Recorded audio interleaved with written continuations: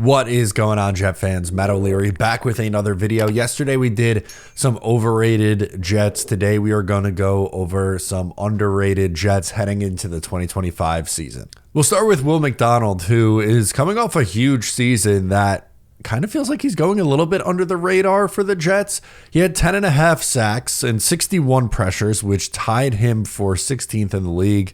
His PRP's pressure rate was 15th. 12th in sacks with 10.5. Coming off, again, a really strong season from a pass rushing perspective. I get it. The numbers against the run weren't very good. To be fair, pretty much as a unit overall, they were pretty abysmal against the run. Yes, he needs to get better at it, but I think he improves with the size that he put on this offseason. And I think he's likely to have another double-digit sack season. I think, he's going to have every single opportunity to be a regular, and his play count, his snap count should go up in this year, his third year in the NFL. And the Jets don't have many guys who've put up back-to-back 10-plus sack seasons. The last person to do it, Sean Ellis in 2003 and 2004. So we're talking over 20 years since the last time the Jets have had someone who went back-to-back 10-plus sack seasons. And I think Will McDonald has a really good chance to do that. And it's almost like people kind of just gloss over him in a way, which is something that I personally don't quite get. I'm going to do it. I think the hate was too much from last year, all things considered, for how he finished the year, just overall as a full sample. Sauce Gardner. In a down year, a lot of people were trying to throw him to the curb. He stinks. Of the corners who played at least 600 snaps in the NFL, he was 9th in reception percentage allowed, 53.2, 12th in passer rating against, 13th in yards allowed, and 6th in touchdowns allowed with just 1. His down year was still top half of the league in some key categories, like how many receptions or the percentage of receptions he's allowing on the number of targets. He had a good amount of passes defended. He was 12th in passer rating allowed, 13th in yards.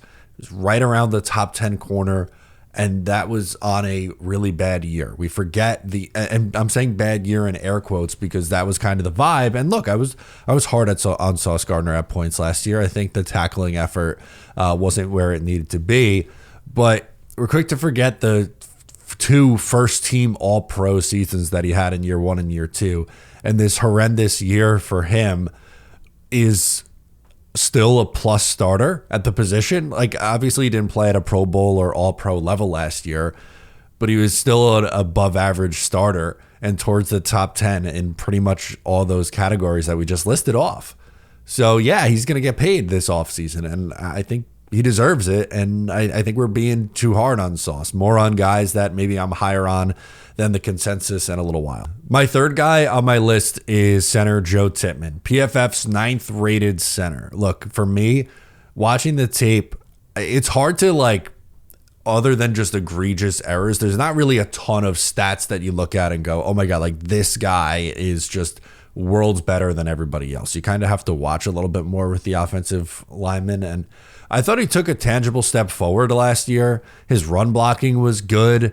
Only 7 centers ranked higher than him as a run blocker last year, according to PFF. And you could take those grades and their work with a grain of salt if you want to. But again, if you watch and look at the eye test, to me, he looked like a above average starter.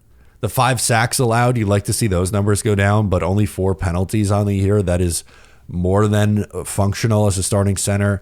And the fact that he's in a center competition with Josh Myers is showing me that the Jets are lower on him than what I am, and by a pretty significant margin. To me, I have zero concern about him not being a plus starter, a top half of the league starter at the position.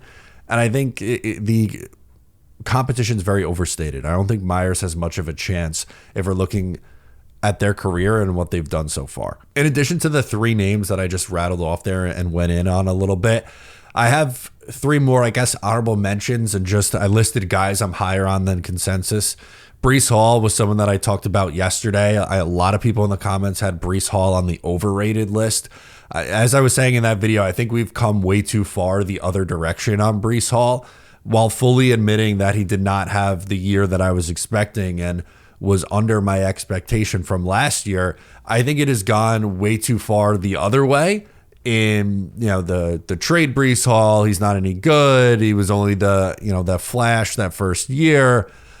I'm higher on him than the consensus. Another guy that I would list off there is Josh Reynolds. Not that I think Josh Reynolds is amazing, an elite level wide receiver, but I genuinely think he's going to end up second on the team as a wide receiver, not counting Breece, not counting Mason Taylor as catching passes. I think Josh Reynolds is going to be the guy behind Garrett Wilson in this receiving core just because of what he was able to do in Detroit, how well he knows the offense, how well the coaching staff knows him. I think he's going to be that veteran who steps up. I think he gets more playing time than Allen Lazard, and I think he gets more playing time than some of the youngsters, especially like Arian Smith and Malachi Corley. My last one that I'll mention is Michael Carter II. Didn't really play a whole lot last year, and I think that was part of the reason why the Jets defense really struggled.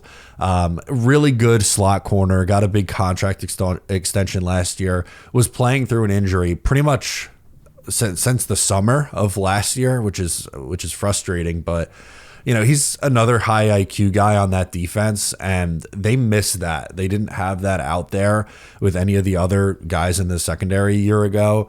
And I think when you see him come back in the mix and when you see him healthy, you'll see the secondary play improve.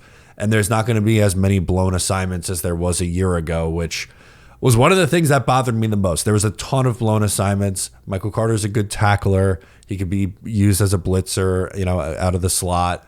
I think he's going to be someone that will remember and go, oh yeah, this guy was pretty damn good. I forgot about him last year because he was playing pretty much hurt the entire time. So those are some of my guys. Let me know underrated in your mind in the comments. I'm Matt O'Leary. Subscribe if you're new here, and I'll catch you next time.